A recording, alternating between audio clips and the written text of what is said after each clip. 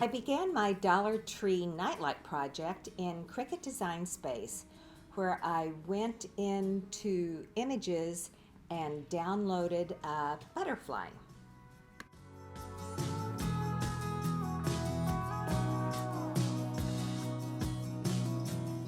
Okay, this is our Dollar Tree purchase. It is a nightlight, and we're going to use some Oracal 651 on it because Oracal doesn't require heat transfer. So for this, we're going to need some transfer paper, transfer tape, product, and this is the Oracal we're using. You can tell because it's marked on the back. So I cut it on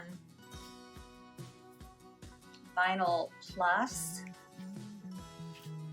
because my blade is a little old, but it weaves like a dream, as you can see.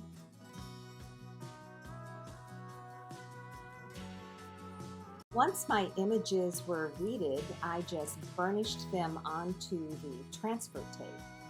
This leaves the back of the image exposed, and that's the sticky part. Then you'll take that sticky part and burnish it onto your substrate. It works great on ceramic, stainless steel, or plastic like this nightlight.